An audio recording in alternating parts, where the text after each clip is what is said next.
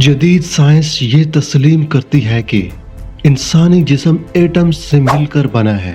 Atoms कभी ख़त्म नहीं होते, सिर्फ अपनी शक्ल और तरतीब बदलते हैं। जो मादा हमारे जिस्म में है मुमकिन है वो कभी किसी और मखलूक का हिस्सा रहा हो। यानी इंसान का जिस्म का मवाद तबाह नहीं होता, सिर्फ तब्दील होता है।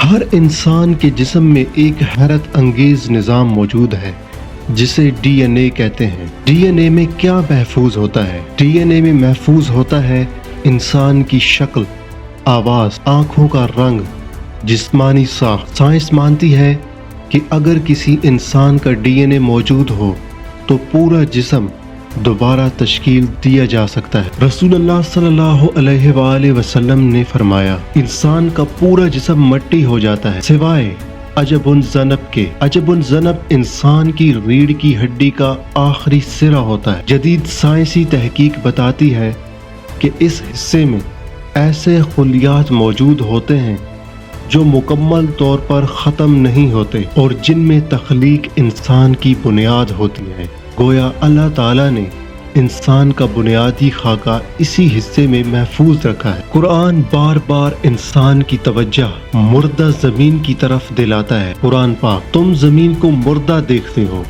फिर हम इस पर बारिश नाजिल करते हैं और वो जिंदा हो जाती है। साइंस कहती है ज़मीन मुर्दा नजर आती है मगर इसके अंदर जिंदगी की सलाहियत मौजूद होती है। इसी तरह इंसान का जिस्म भी मरने के बाद ज़ाहिरी तौर पर तो ख़त्म हो जाता है मगर अल्लाह के इल्म में महफूज रहता है। फिजिक्स का एक असूल है, तवानाई ना पैदा की जा सकती है और ना ख़त्म की जा सकती है।